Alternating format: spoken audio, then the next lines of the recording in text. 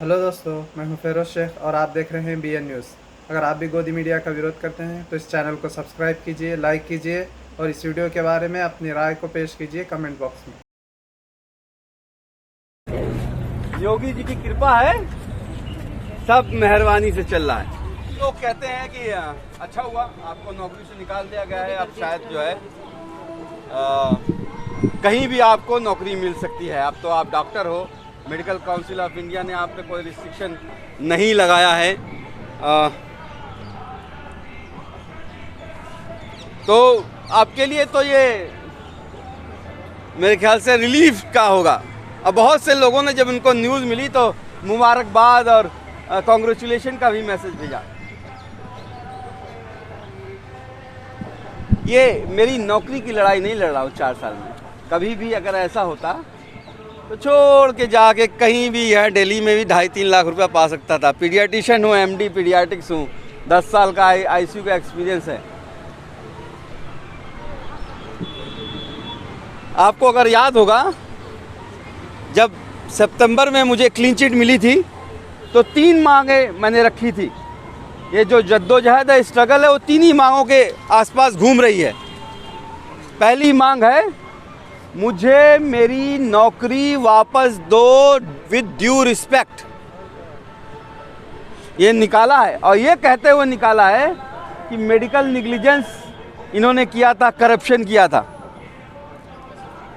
हालांकि कोई अभी मुझे फॉर्मल लेटर नहीं मिला है, ये जो इन्होंने मीडिया कॉन्फ्रेंस किया उसमें बोला है। दूसरी मांग है, अगर डॉक्टर कफील ने उन 63 बच्चों को नहीं मारा है, जैसा कि हाई कोर्ट कहता है, जैसा कि इनकी अपनी इंक्वायरी कहती है, 7 इंक्वायरी कर चुके हैं डिस्ट्रिक्ट मजिस्ट्रेट, SGPGI लखनऊ, आपके जो है दिल्ली की सेंट्रल गवर्नमेंट की टीम,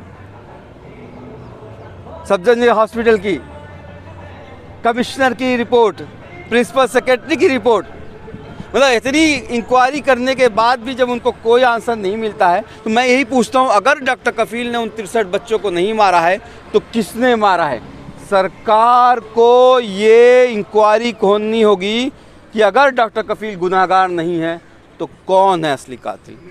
और तीसरी डिमांड सबसे ज़रूरी, जो कि सबसे ऊपर होनी चाहिए, कि उन 63 बच्चों के माँ बाप को इंसाफ कब मिलेगा? अपने सामने मरते हुए देखा है, उनको कब इंसाफ मिलेगा? वो आज भी 4 साल हो गए। सरकार को सामने आना होगा, ये बताना होगा कि हाँ उस दिन ऑक्सीजन की कमी हुई थी, हाँ उस दिन बच्चे मरे थे, हाँ हमने करप्शन की वजह से पैसे नहीं दे पाए हम सप्लायर को। This is not a fight I am fighting for my self, this is a fight against the tyranny or superpower who thinks that they can oppress anyone on their will. 4 साल हो गए हैं, financially तोड़ दिया है, family को अलग कर दिया है, घर बार छोड़ दिया है, लेकिन ये जद्दोजहद चला रहे हैं। मेरे भाई को वहाँ गोली मारी गई थी जहाँ पे चीफ मिनिस्टर जी खुद मौजूद थे, 500 मीटर की दूरी पे। आज जो है, आज तक कोई इंक्वायरी नहीं हुई है, कोई गिरफ्तारी नहीं हुई है। कुछ पेपर्स आपके सामने दिखाना चाहूँगा कि क्यों उनको लगता है कि समझते हैं कि क्यों योगी जी आप ही के पीछे पड़े हुए हैं। तो सबसे पहले तो ये पेपर है, इस पर डेट देखो क्या पड़ी हुई है। ये 8 अगस्त 2017 की डेट पड़ी है। कब की? 8 अगस्त 2017। और घटना कब की हुई है? 10 अगस्त 2017। सॉरी 8 अगस्त 2016 की डेट पड़ी है।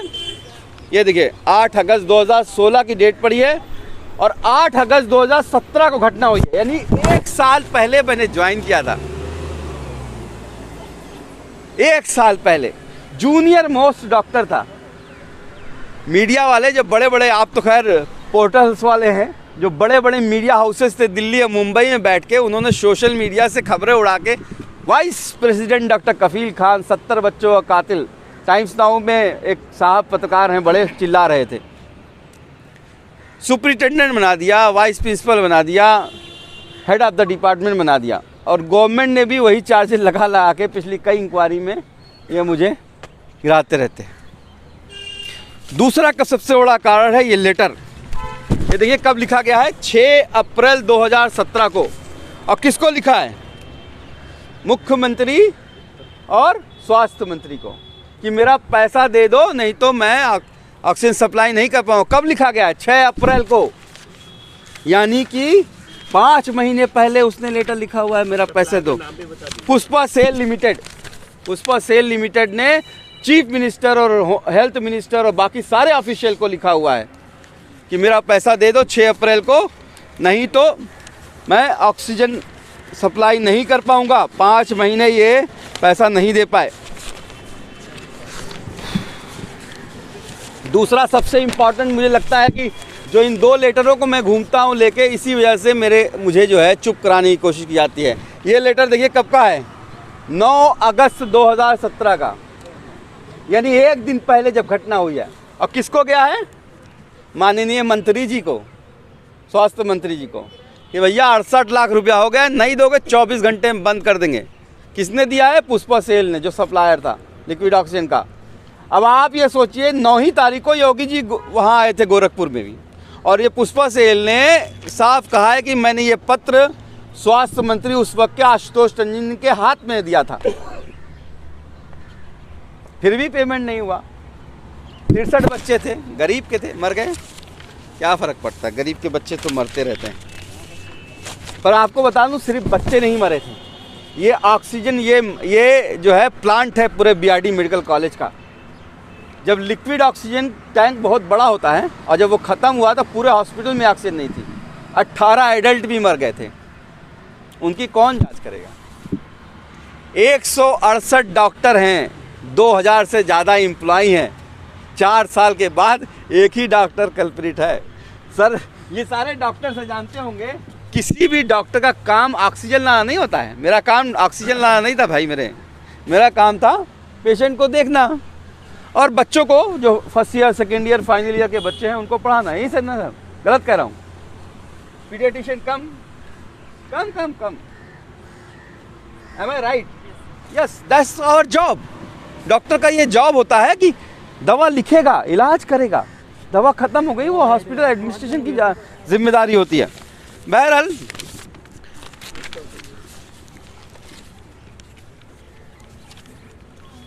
सबसे ज़्यादा अफसोसजनक की बात ये है मुझे, जो अभी सेटबैक मैंने कहा कि लगा, इसलिए कि 6 अगस्त 2021 को हाई कोर्ट में इन्होंने लेटर लिखा है, हाई कोर्ट में इन्होंने सबमिट किया है कि डॉक्टर ये इंक्वायरी ये वापस ले रहे हैं। जो सेकेंड इंक्वायरी इन्होंने स्टार्ट की थी, ये 6 अगस्त 2021 का हाई कोर्ट में दिया हुआ है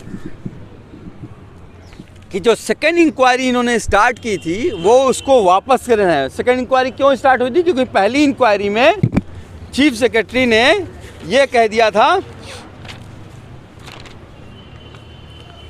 कि आरोपी पे लगाए गए साक्ष्य बलहीन और असंगत हैं।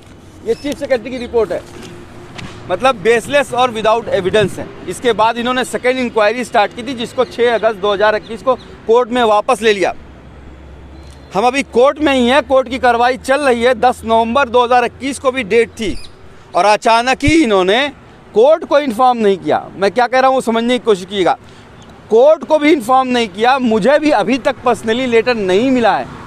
और शाम को प्रिंसिपल सेक्रेटरी मीडिया वालों को ये खबर लीक करते हैं कि डॉक्टर कफील को नौकरी से निकाल दिया गया है। क्यों?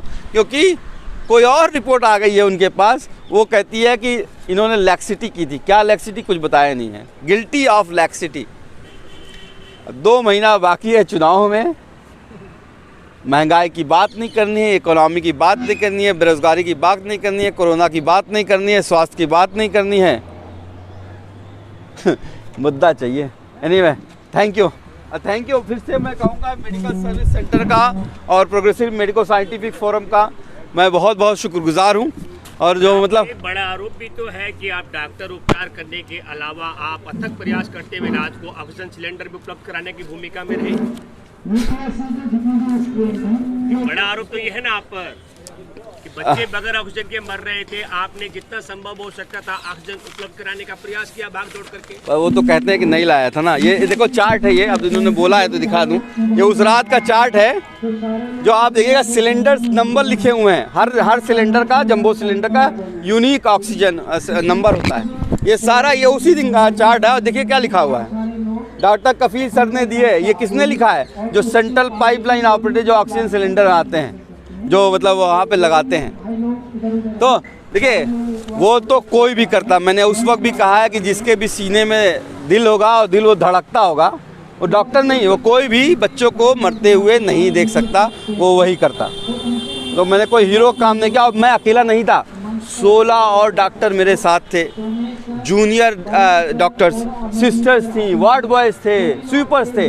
वो 54 घंटे तक लिक्विड ऑक्सीजन सप्लाई 7:30 बजे रात में 10 तारीख को ख़त्म हुई थी और 13 तारीख को 2:15 पे स्टार्ट हुई थी। एक सवाल डॉक्टर साहब, 8 आरोपी बने थे आप और 8 में से 7 की बहाली हो गई और आपका निष्कासन हो गया तमाम क्लीन चिट मिलने के बाद। तो क्या लगता है, क्या खेल है, चुनाव का खेल है या कुछ और? ये तो योगी जी खुद बता पाएंगे या डिपार्टमेंट बता पाएगा। मैं इतना कहना चाहूँगा कि 168 लोग थे मैंने कहा ना, और 2000 एम्प्लॉय थे। और वो सब छोड़ दीजिए, डॉक्टर्स की क्या है, वो जो डॉक्टर्स भी गए थे वो कहाँ से पैसा ला के देते।